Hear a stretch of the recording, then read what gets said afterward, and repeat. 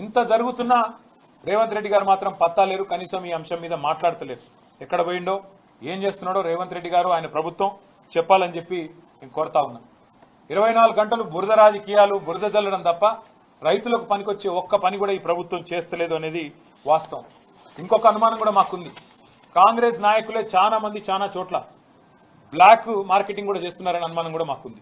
లేకపోతే ఇంత షార్టేజ్ రాదు. కేసీఆర్ గారు ఉన్నప్పుడు 10 ఏళ్లు ఎన్నడూ ఒక్కరోజు కూడా రైతుకు అవస్థ ఉండదు ఎరువుల కోసం. కాంగ్రెస్ రాగానే ఎందుకు స్టార్ట్ అయింది ఇట్లా సడన్ గా? బఫర్ స్టాకులు పెట్టుకునే విధానం కానీ ఇంకోటి కానీ ఆ నైపుణ్యం కానీ అధికారులకు ఉంది. అధికారులను పనిచేయనిస్తే వాళ్ళు బ్రహ్మాండంగా చేస్తారు. కానీ మా అనుమానం అయితే ఖచ్చితంగా ఈ బ్లాక్ మార్కెటింగ్ ఏదైతే జరుగుతున్నదో, ఇలా బ్లాక్ మార్కెట్లో ఎరువులు అమ్ముతున్నారో దాని వెనుక కూడా కాంగ్రెస్ వాళ్ళు ఉన్నారనేది మా అనుమానం. ఈ విషయంలో కూడా రైతులు అప్రమత్తంగా ఉండాలని చెప్పి కూడా మేము కోరుతా ఉన్నాం. ప్రైవేట్ కంపెనీల నుంచి మరి వాటికి లబ్ధి చేకూర్చి వాటి నుంచి భారీగా ముడుపులు దొబ్బాలన్న ఆలోచన ఏమైనా ప్రభుత్వానికి ఉందా?